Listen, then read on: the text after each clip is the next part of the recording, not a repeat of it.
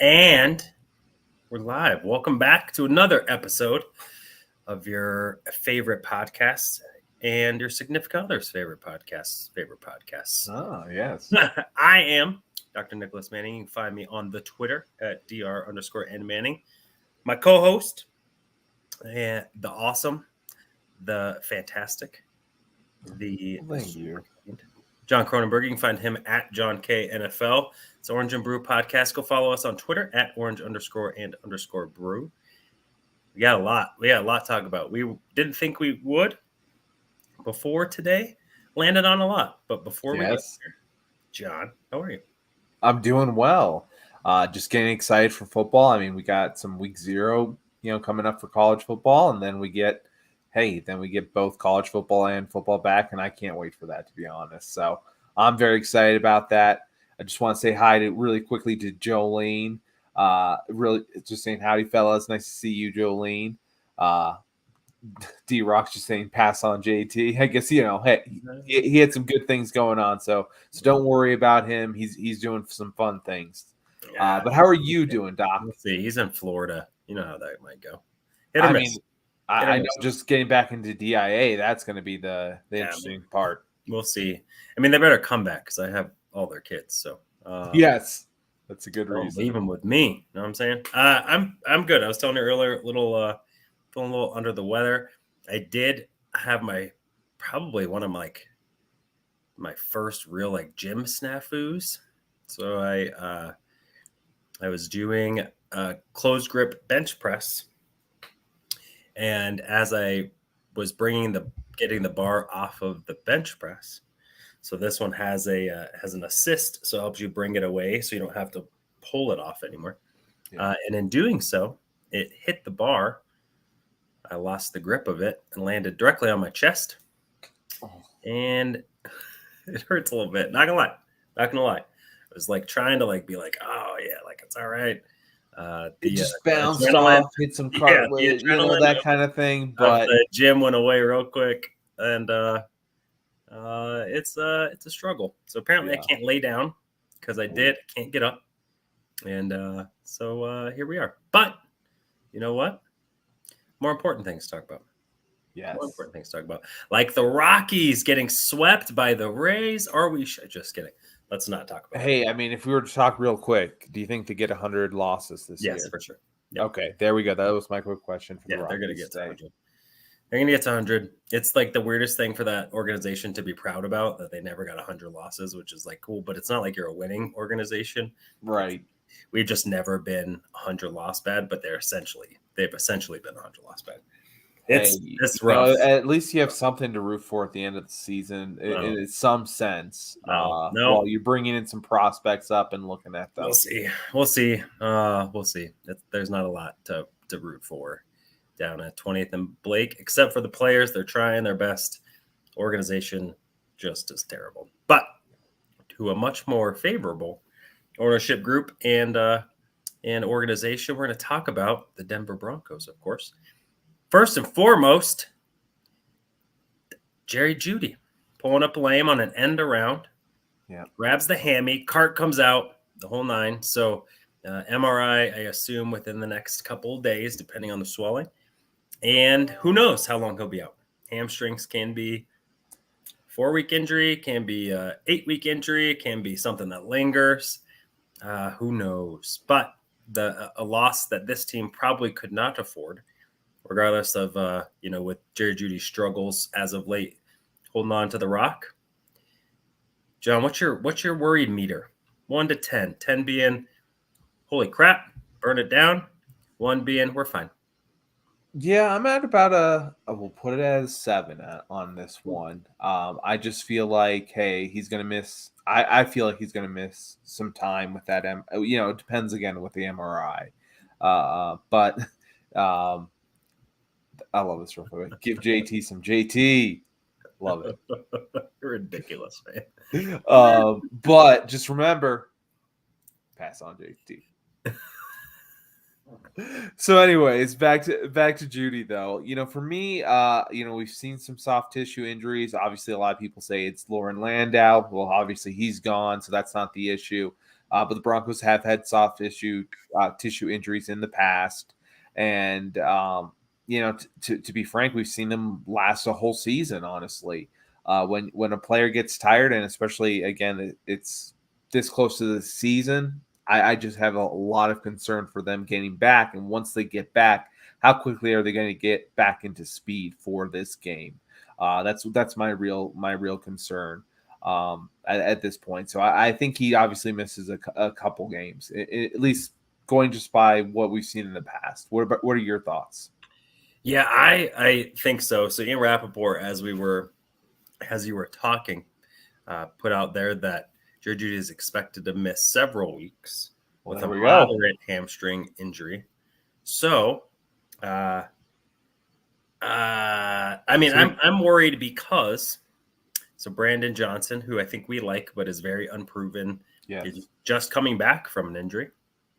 Cortland Sutton is rekindling who has been, but again, it's kind of your one known, and that known was 3 years ago. known, and Jerry Jeudy was, I think, the only one really coming off of an ascending end of the year. So I had some worries about him, and as of late, but that said, I think if it's anything more than a few games, I would be concerned. I think that they can scheme themselves, a couple games with Dulcich, with the run game. I think that you can do that. It's kind of like winning with a backup quarterback, right? Like you can scheme how you would like to be able to help your organization pull out, games maybe that you would be able to win with more talent at certain spots. I think if it's longer than that, my worried meter, I would agree with D-Rock and Jolene. My worried meter is closer to an 8, just because this offense isn't going to rely on a lot of receivers. And the only two proven ones that they had are those two. So is Jerry Jeudy and Cortland Sutton. So I believe that they'll shake up that room, that they'll try and bring someone in. I thought, Marquez Callaway, when we talked about our 53-man roster, he's someone that has contributed on special teams, et cetera. He just hasn't flashed. Yeah. I do think, I think Jolene has a really fantastic. First, let's say what's up to Yordi. What's up, bro? Hey, Yordi. Jolene, I was thinking about this too. So Alberto has had a much better couple weeks. And I wouldn't be shocked if they kept him around for a bit. There's minimal guaranteed salary on his contract, if any, in the fourth year of a 4th round deal. He's had some improvements with his blocking. He is a guy that will, that you can have as a mismatch receiver. So him and Dulcich, I think being able to utilize that as kind of a big X or a big Y receiver, if you want to be able to shift out from a heavy formation, you keep Troutman in, et cetera. I think you can run a lot of that. The problem just being is, they're still going to be limited, I think, in what they can do. So I think there's some concern. I think he'll be out. My assumption would probably be, if it's 4 weeks from today, it's probably 2 weeks. And I think that's manageable. Yeah. That said, he has gotten injured every year that he's been a pro, if I recall. Yeah, I mean, he was injured last year with the foot. I think he's can't recall his rookie year though. Yeah, maybe not rookie year. Maybe not. Maybe you're right. But 2021 had the ankle and didn't really come back. And guys that are thin framed don't necessarily get less injured over time.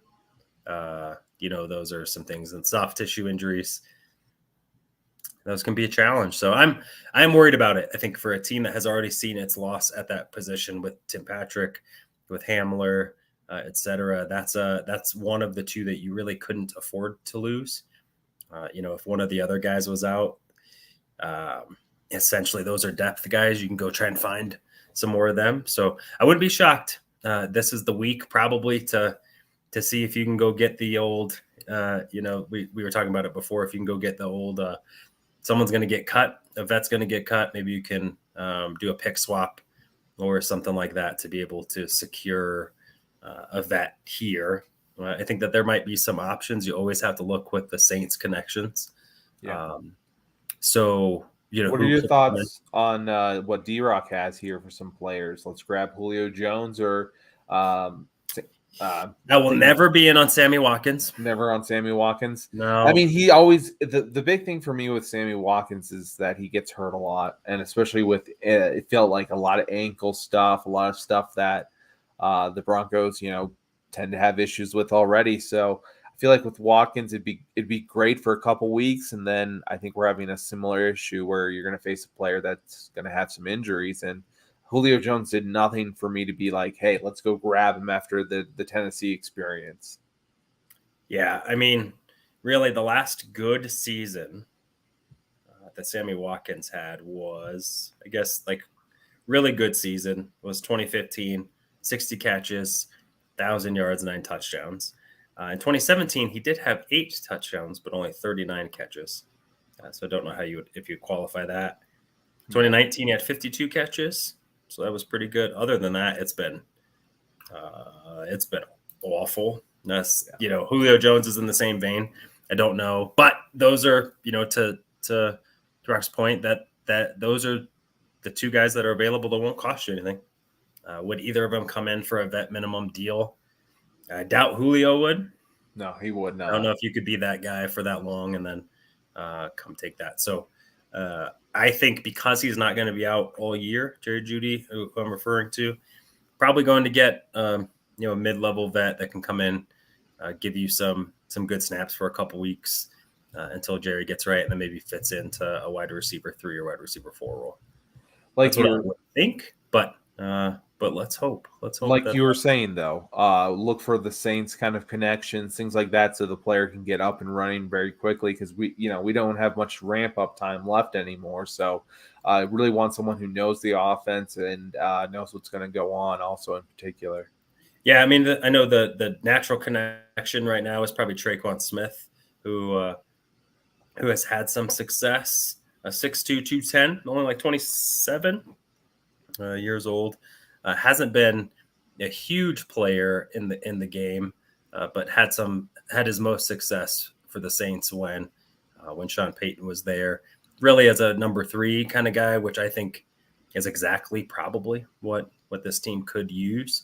So could you go get a guy like that who could jump in pretty quickly, and come in and contribute in week 1 and week 2? I think that probably would be, something like that would be the best. Still young, still got some juice left, as opposed to someone like like Jarvis Landry, that kind of stuff. Jolene hits a really good mark. I think if they're not calling Arizona right now for every and everything, they just traded Josh Jones as well as Isaiah Simmons this morning for a bag of peanuts. Like, dear goodness gracious, no return on investment at all, really, for either of those. So I would look up and down the Arizona roster and say, who are you getting rid of? And, where do you put? Let me just ask you real quick. Where do you put Isaiah Simmons on the Giants defense? Do you keep him at safety? That's a good question. I think the hard part is where I'd probably have him as let him play a little bit of nickel backer. But it's super hard because he's such a tweener in so many spots. It's hard to know how to utilize it, which, a lot of the grief that Vance Joseph got was that he didn't know how to use someone like that. Well, clearly it seems like it's an issue for a few other guys too. Yep. And you know what? We'll see. Not every guy is a fit for the NFL, even though they're a really good athlete.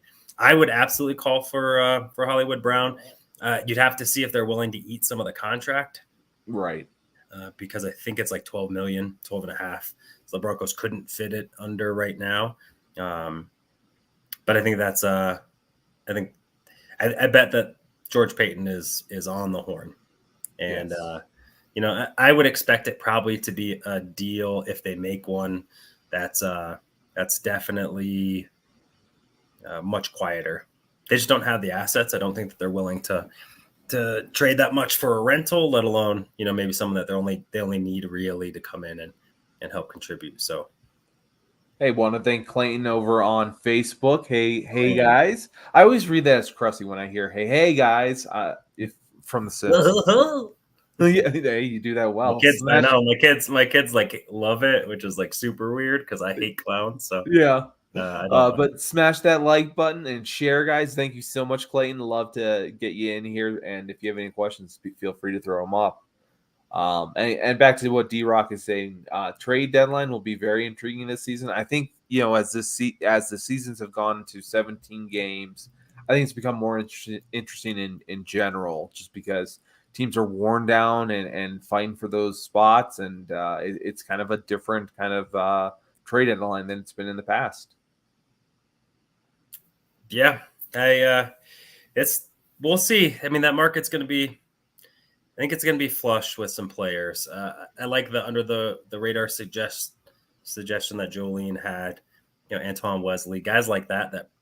What I would do if it were me is you go find a younger, higher round or maybe toolsy guy that that's playing for a team that maybe didn't know how to utilize them, that you had a higher grade on, and see if you can get them to sell low, and try and see if you can revive a career, and or you got to go get a guy that can come in and play. Might not be dynamic, but will be where he's supposed to be.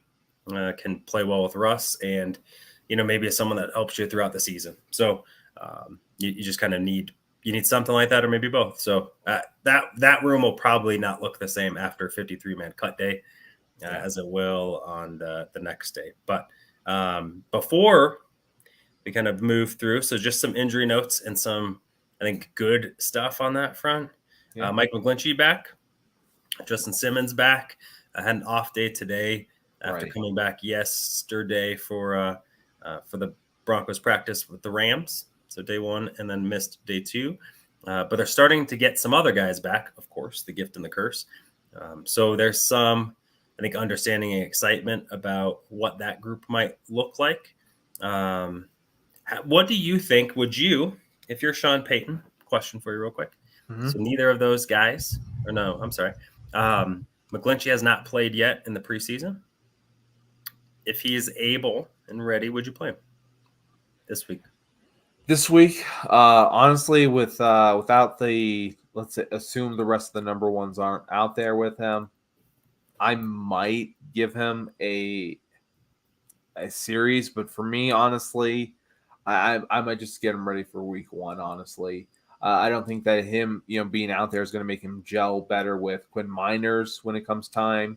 Obviously, that builds some connection with your depth pieces, but again, I see this as 5-1, and that's how you get better. So you need to have it as your entire units out there in order for it to be fully beneficial. So what are your thoughts? Yeah, I think this close to it. He's a vet. He's a pro. I wouldn't mess with it. So I would leave it alone. I would let him work his way back in week one. I wouldn't have Mike Purcell play either. So Mike came back, renegotiated his contract from a business sense. I know what the Broncos did. Essentially what they do, you find a vet, especially that you can leverage because of injury or age or both. No guaranteed money. They wait right before, final cuts are coming. And then you tell them, hey, we're going to have to cut you. Good luck trying to find a fair market deal this late in the game, unless you're willing to rework it. Let's move some money to incentives, that kind of stuff. So I feel bad for Mike. Mike played in all 17 games last year. Was, I thought, probably one of the most consistent defenders outside of Justin Simmons and Pat Surtain, right, for the Denver Broncos.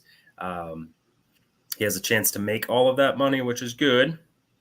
But sometimes, just because you can make a good business move, if you call it a good, it's a good financial move, I guess, it doesn't always make business sense. So Mike gets all of that money for sure. And then, with Justin Simmons back, you feel pretty good about that group. So hopeful that, Jerry's hamstring injury is kind of the last of the significant ones. So maybe before we go to the second portion of some of our speculative nonsense, I'm going to pose one more question to you here, John. Gotcha. Yeah. Who do you think has the most to gain, of the players that I think or that we think will play? So probably most of the second and third teamers, fourth teamers, guys really trying to make the practice squad, or, the last couple of spots on that 53. Who do you think has the most to gain that you assume will play? And who are you most interested to watch?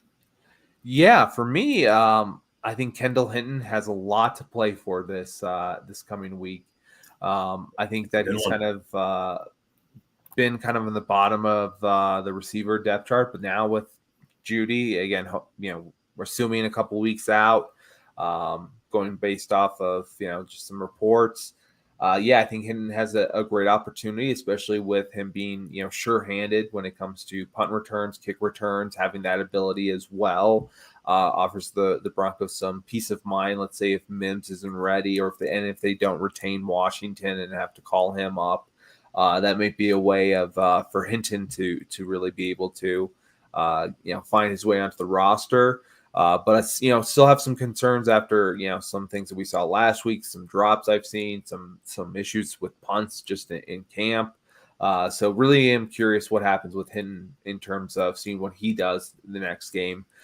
In terms of interesting players I want to watch, I'm really looking on that defensive line and going to look at Elijah Garcia and see if he's going to cement himself on this roster. I think he's basically played his way onto this team, but let's see if he can, again, make himself known on this roster and be in the rotation instead of just a depth piece. That's what I'm looking to see most interestedly as well. What about yourself? I'm going to take your offensive line. Ooh, okay, let's do it. Stuff. So, Alex Palczewski is, we had talked about him when we talked about the UDFAs and who we were excited about. Yeah. Again, he was a player that I liked. He had All-American accolades. Not a bad athlete. So a 7.73 on the RAS scale. Really good 10-yard split, really good shuttle, and then kind of good for the rest. It's interesting that a good height for an offensive lineman. It's not an elite height at 6'4". I know. Is 6'6". That's a good height. He's on the lighter side, so a little over 300. Not a ton on the bench, but he looked really good. He looked really good against San Francisco. I think better than he did against Arizona.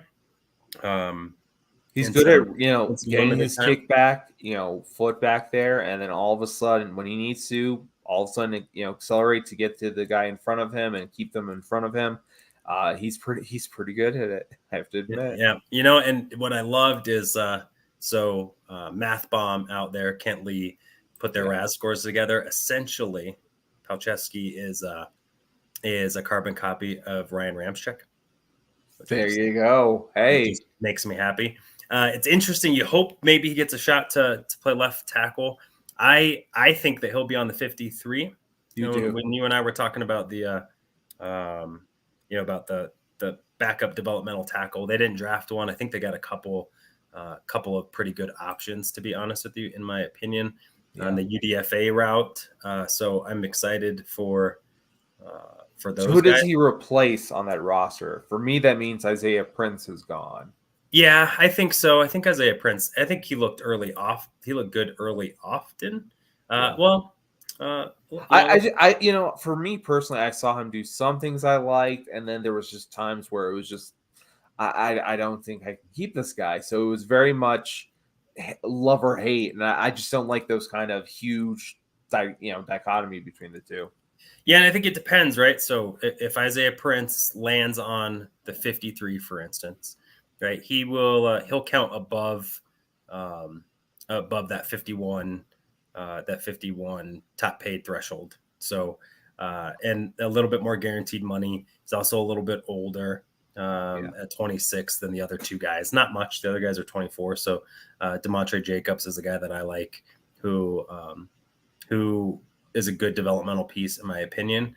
I think it depends on how you see all of those guys. Yeah. If Quinn Bailey is a guard, that's probably good news for him. If he's not, it's bad news for Quinn Bailey, in my estimation. I also think, the interior offensive line group is up for grabs. So, could you work, either or both of those UDFAs into the interior offensive line shuffle? Do you feel like you can sneak them? I think probably. Probably could. I think UDFAs, it's hard to get them, for limited reps for someone to steal and put them on their active roster, especially if you feel like you have an opportunity for it. So we'll see. I think that it will be a good, a good roster battle. Who I'm excited most to see play, in my opinion, again, is I think we got a good battle for the defensive line positions. Yes, we do. So I really like some of their depth pieces. I think if they can contribute pretty early, I think PJ Mustipher, and will have a good chance to come in maybe as the backup nose tackle. And, as DJ Jones moves over, hopefully to his more permanent position with Mike Purcell coming back, and Elijah Garcia, who's been phenomenal. And then your guy. My guy. Talking Jordan Jackson. There we go. Is I think he's shown up a little bit, and then with Matt Henningsen, again, I think all of those guys really have an opportunity to get some stock. It would be interesting. I think if you see a lot of him, they don't think that much of him. Right. Yeah. If you see a little bit to none, that means he's on the roster. I think he's shown enough in the first two games. I think you have a pretty good idea of what he'll do. So I'm hoping it won't be too much. So with that, we're going to go to deserve all the letters. He does. We're gonna speculate here and move and transition a little bit too, but just a programming heads up, because I'm not feeling that great. I would rather not do beer time. Shocker. So we're not going to do beer time because try and be a responsible adult here. So we'll wait till next week till we come back. But there are some names on the block, John. Yes, in the old we'll trading get to block, a few of them. That, of course, every time a player is available, you have to ask yourself, is you fit for the Denver Broncos? That's not a bad thing. Sometimes we go a little overboard with it. Fair. But first and foremost, actually, let's go ahead and throw it out there. Do we, as Broncos country, want Trey Lance? Again, it all depends on the cost for me, really. That's what it comes down to. I think, with the Broncos backups as they stand, no one really stood out for me where I wouldn't want someone to at least develop and take a look at from another direction. So again, it comes down to cost. If it's conditional, what I'm hearing, 7th or 6th, yeah, I would definitely do that. But when it gets down to, 4th round picks, that's where I get a little bit more hesitant. I think that's where I start to draw the line. 4th and 5th, I think 6th and 7th, I'm fine with. But otherwise, I didn't see enough from him in the San Francisco versus Denver game to really be that intrigued and in love with. So that my thoughts were, hey, if he's available for cheap, let's get him. If not, let someone else pay a little bit more. What are your thoughts real quick? Yeah. I mean, the hard part being, so base salary of $1 million, a roster bonus, roster bonus. So 940,000 base salary, roster bonus about 2.8 million. So essentially he's making what Jarrett Stidham would. So the question for that would be, because you can't really get out of Jarrett Stidham. So he's yours. You, at least money wise, so you can cut him, but you're paying him anyway. So do you want to do that? I think that there's, a reasonable response for either. It really depends on what the evaluation was, and not what George Payton's evaluation was, but what Sean Payton's evaluation was. Yeah.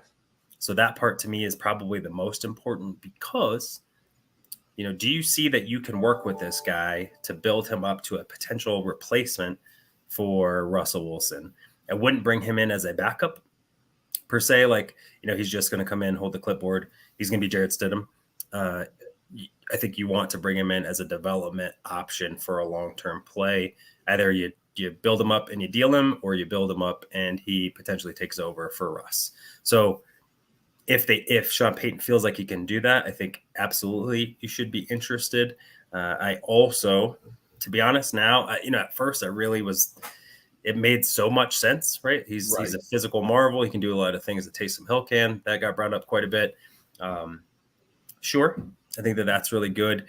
Do you have the time and wherewithal to be able to put those packages in for the offense right now? And do you want to take the ball out of Russ's hands? He could do some QB power stuff that you probably don't want Russ doing. But when he's in the game, you probably know what he's doing. So you got to feel real confident in your ability to move the pile.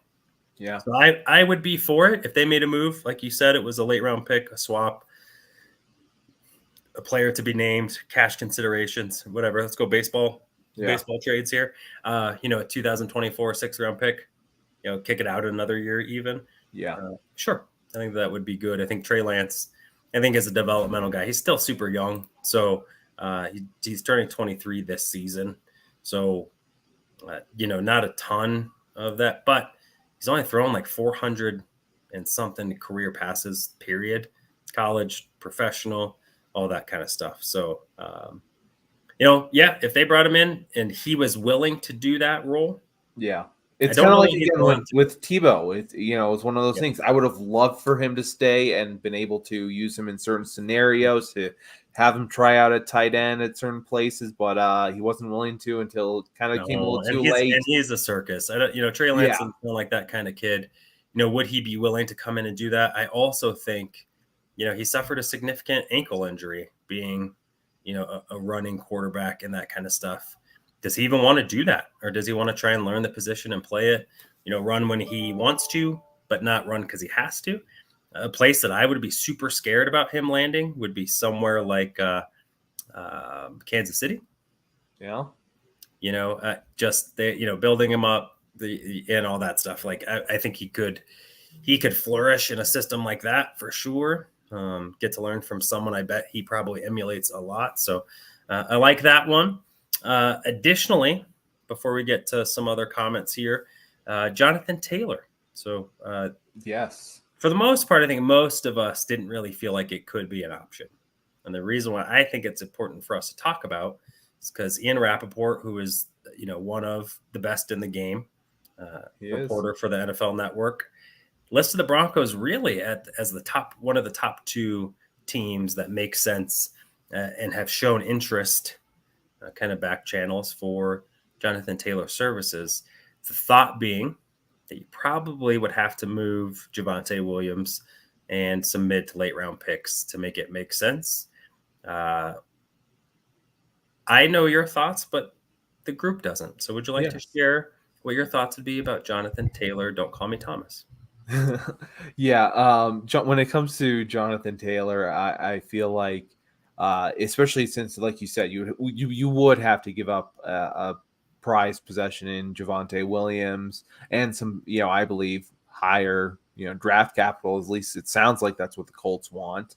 So I feel like you're trading, an injured player kind of for a guy who's been injured over multiple seasons in the past. He's had obviously one great year where he really broke out, but otherwise, he's had some ankle issues here and there. He's had, he's just, to me, I think that especially with the Colts waiting so long, the trade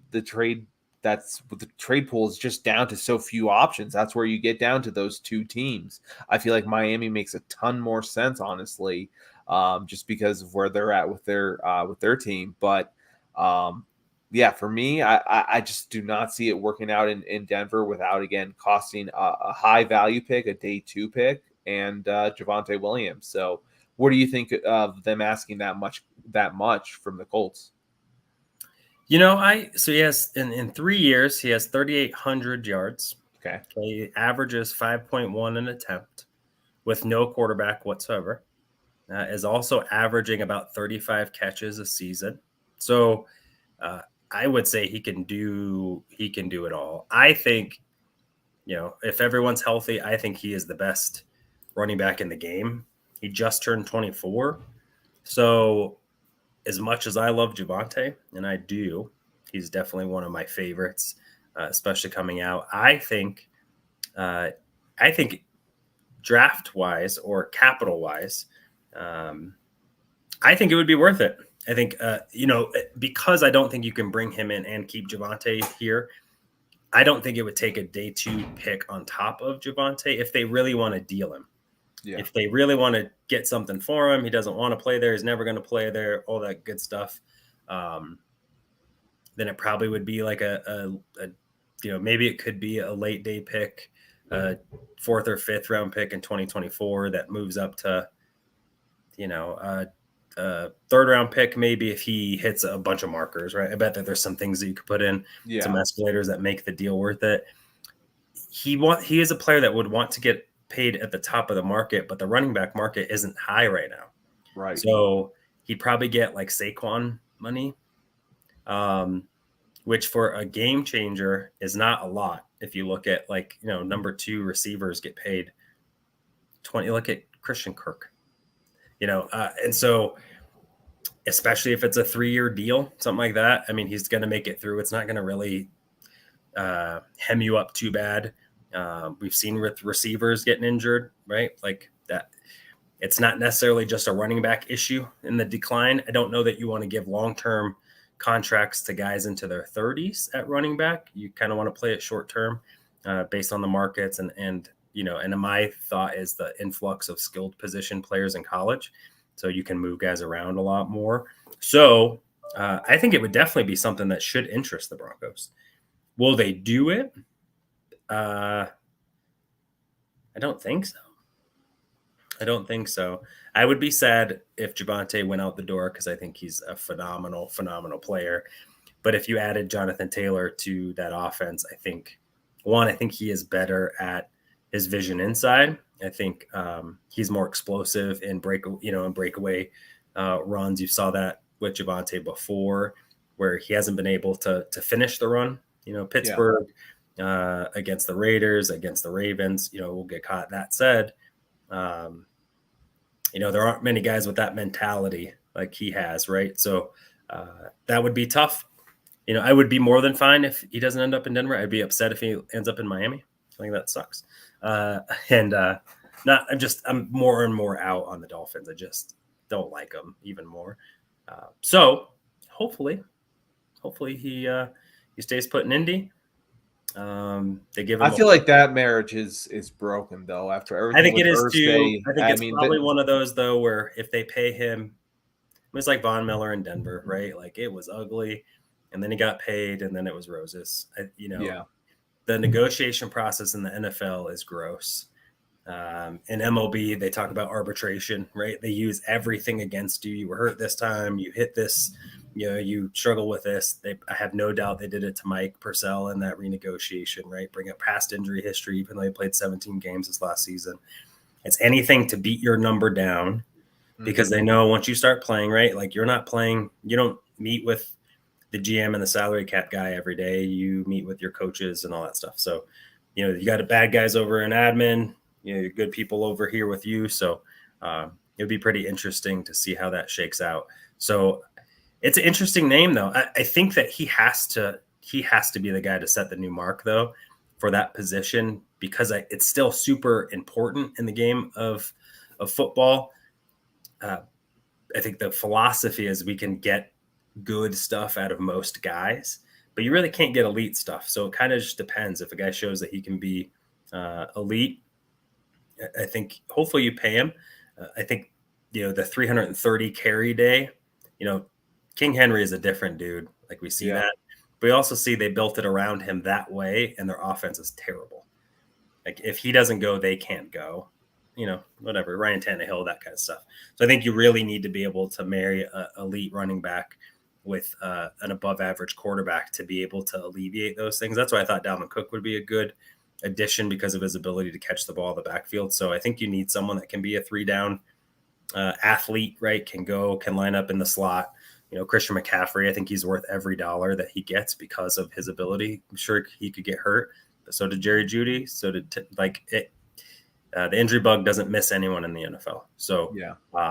So with that, some other names. I really liked D-Rock's suggestion really quick. Jason Peters. Yes. I talked about this a while ago. I think that you have to look at everything when it comes to, I bet Jason Peters' number is on speed dial for any and everyone that gets bad play at left tackle and or injury, because he's a guy I think that can come in and contribute right away. Probably a guy that if I'm him, I'm not stepping foot in any preseason stuff. I'm going to work my way in the first couple of weeks. So I don't think that they would bring him in I think he would bog down the development process of the guys that we had talked about already.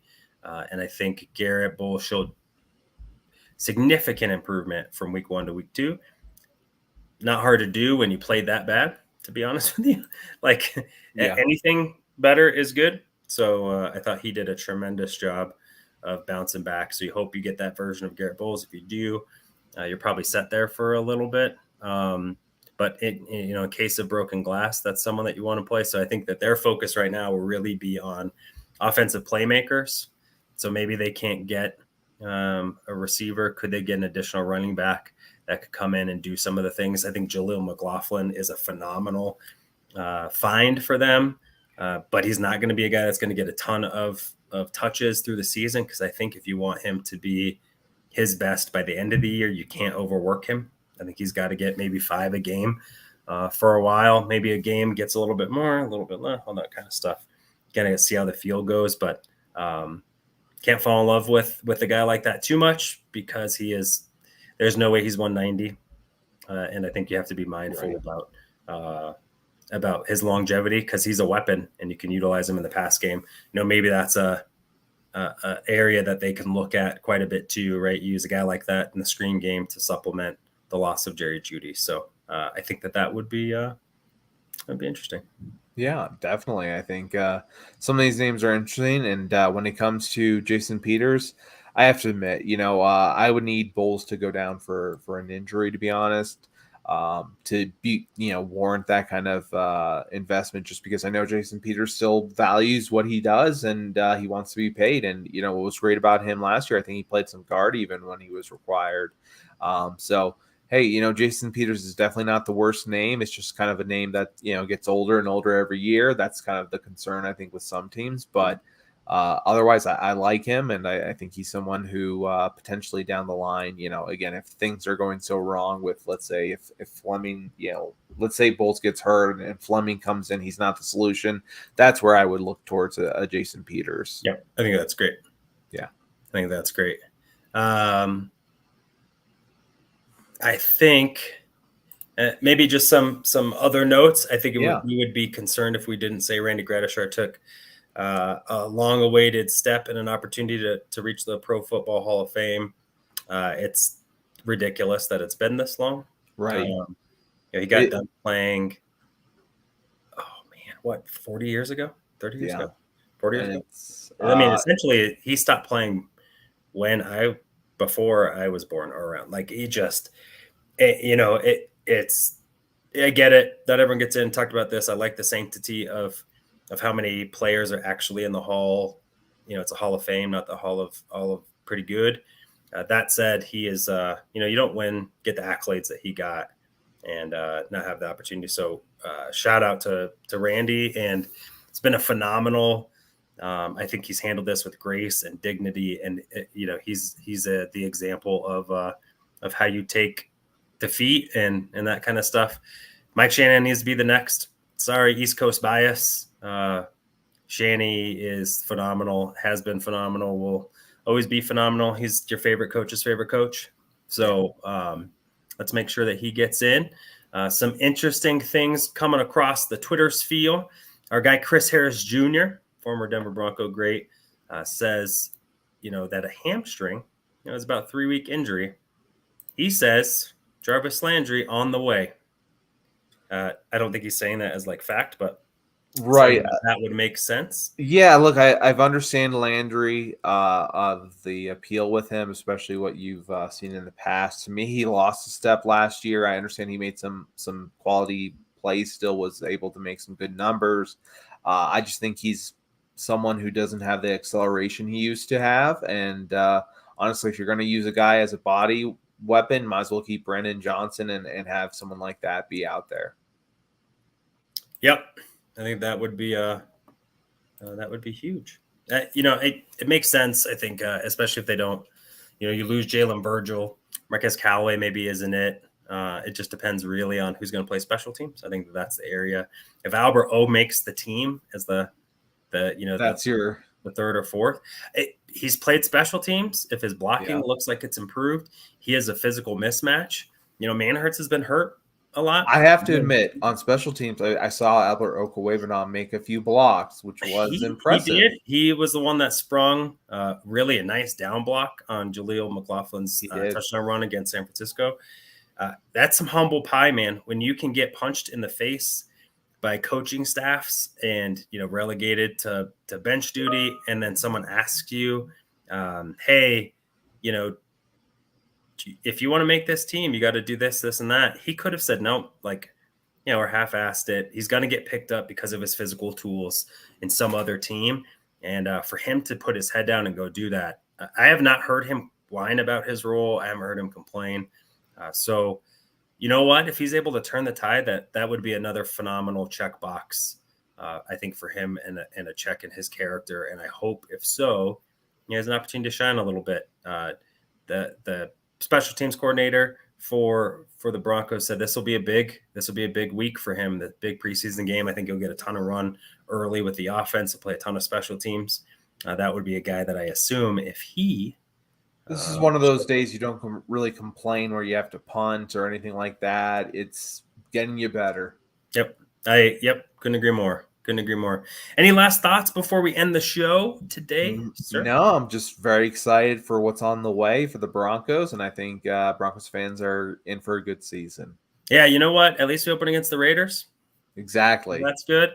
That Washington game might be a little bit more of a challenge than we hope. Sam QB1 Howell has looked pretty good. Yeah, Tim, we feel you. So we that one might be a little bit more challenging than we had anticipated. But you know what?